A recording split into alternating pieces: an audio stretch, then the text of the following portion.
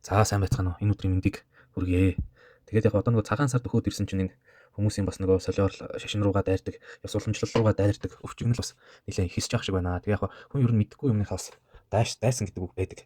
Тэгэхээр яг энэ бурхан шашин ч юм уу ёс зан үйл рүүгээ дайрж байгаа хүмүүс бол өөрсдөө бас ингээд нэг юмд монхог мэдлэггүй байгаагаа нэг гайхуулж байгаа хэлбэр. Юмыг гүнзгий судалж бас мэдээгүй хэлбэр юм л да. За тэгээд хэд хоногийн өмнө би нэг хүний бүр ямар ч тийм яг нэг төвдийн боддизмик тэр биерэм одоо баг хүлэгний Тэривада урсгалтай харьцуулаад энэ догшин бурхтыг бас ямар ч тэр юмыг мэдлгүйгээр нэг шүүмжилсэн бас нэг шашин соёлоо бас ингээд мэддэг. Яг нэг ганц нэг баг хүлэгний ном ч юм уу аль зүйл бясалгал юм дадуулаад их мундаг болсон ингээд өөрсдөө бодцсон нөхдүүд бол их л байна. Тэгээ яг христийн шашин ч гэсэн Кристмас улаан өндөгний баяр бүр Халлоуин гэдэг энэ барууныхын хийдэг сүнсний баяр. Эдгээр чинь дандаа шашны зан үйл шүү дээ. Энэ барууныхын ингээд өөрсдийнхөө энэ зан үйл рүү дайрж байгаа юм бол байна уу? Алга байгаа үсттэй.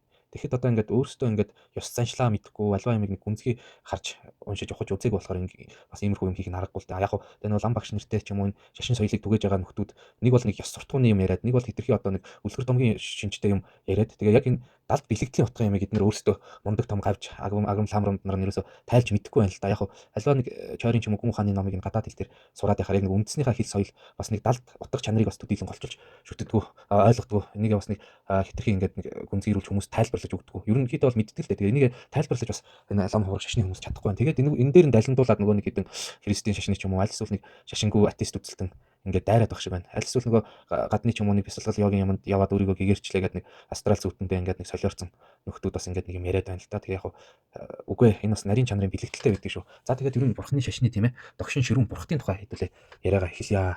Тэгээ яг дэлхийн гол шашнууд ерөөсөө бие биенээ тийм одоо нэг шүүмжилж доромжлоход их одоо тийм анхаарлаа хандуулдаг.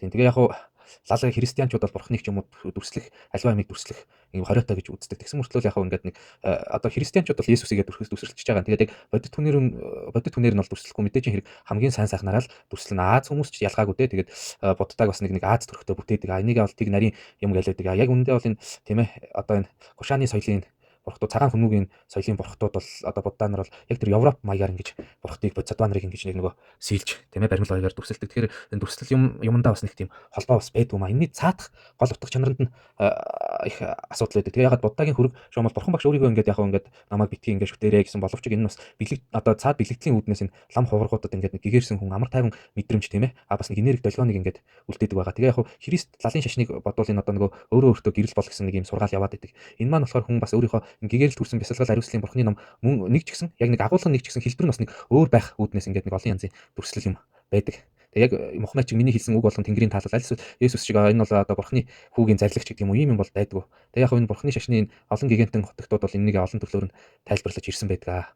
Тийм тэгээ яг буддын шашны бол буддагаас дараа нь бас олон хотогт хувилгаадууд төрсэн байдаг. Эдгээр нь бас өөрсдийн гүн мэдрэмж тийм ээ амьтанд туслах арга замыг бол ингээд олж мэдсэн байдаг. Өөрөөр хэлбэл нэгүсэнгүү ч юм уу тийм ээ арга замаар бас амьтанд ингээд туслахад зарим талаараа хэцүү. Зарим талаараа энэ бурхад бодисатва нар одоо тийм ээ айхтар гал мэсэн дунд хараатан чиг ч юм уу зэрлэг догшин дүр төрхөөр одоо хувирч амьтанд тусалдгаа гэсэн иймэрхүү юм байдаг.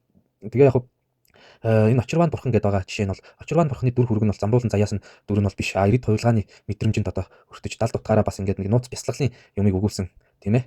Ийм талын дүр хэлбэр байгаа юм. Тэгээ энийг бас сайн мэдэх хэрэгтэй л да. Яг энийг бид нар өөрсдөө бас яг үннийг хэлэхэд нарийн сайн тайлбарлаж чадахгүй. Энэ бурхан энэ нь тусалдаг. Одоо чинь цагаан дээрх нас буян ч юм уу тийм ээ эрүүл энх байлгадаг, ногоон дээрх үйлс бүтээдэг, авран тэтгэдэг ч гэдэг юм уу. Ерөнхийд нь ингээд яриад байдаг. Гэтэл бас энэ өнгө ч юм уу цаана бас нарийн бэлэгдэл байдаг. Жишээ нь одоо улаан өнгө нь болохоор энэ галыг ч юм уу тийм ээ шунал хүслийг ялан дийсний бэлэгдэл. Тийм ингээд нэг ногоон өнгө нь бас ингээд нэг амирлангуй байдал тийм ээ тууштай байдлыг бэлэгддэг ч гэдэг юм уу. Иймэрхүү далд нарийн утгууд бол байдаг. Тэгэхээр бол бурхны шашны аимшигт бурхад бол чөтгөр ерөөсөө биш юм аа. Энэ бол ерөөсөө хүний өөрийн мунхагт нь ууралсан буддагийн ч юм уу бодисатва нарын нэгүсэл байгаа юм шүү. Тий. Ер нь тэгээд энэ олон мотортой олон толгойтой бурхад аимшигтай юу гэсэн. Ерөөсөө тийм биш ээ. Тэр бол ерөөсөө бясалгалын нууц кодууд байдаг шүү. Энийг бас ерөөсөө хүмүүс сайн ойлгож мэддэггүй. Тэрнээсээ болоод ингээд алдаг. Бурхан баш ингээд залрахтаа бас ингээд нэг догшин ч юм уу тийм ээ. Ширүүн дүр нь болохоор нэг гурван бодисатвагаар жишээ нь ингээд оюун ухаан нь манзуу ширий, хайр нэгүслэн жанраас ч юм уу тийм ээ. Тэгээд ингээд нэг хүч чадал нь очирван ч гэдэг юм уу ингээд догшин дүрээрээ ингээд оршдог.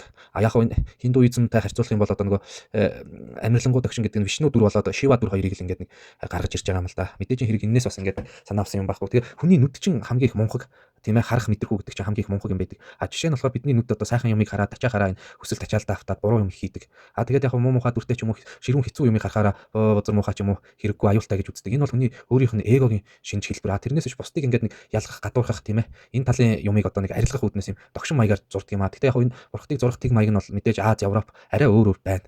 Тийм. Тэгээ яг энэ догшин бурхад бол ерөнхийдөө л бурхтын тийм ээ. Одоо бясалгалын нууц кодууд хөвчлэн явж. Тэгээ яг жишээ дурдах юм бол энэ догшин бурхад бол тийм шийдэгч бол биш. Зөөлнөр ойлгохгүй сэтгэлийг айцаар л нэгүсэлж байгаа. Дээрээс нь нүдний одоо элдвүүд мунхагыг одоо хэлбэр төрсийг ницааж байгаа хэлбэр юм л да. Галын дүлэн ер нь мунхагыг шатаах аимшигтай дүр нь бол эогог нураахал зоригтой байдаг.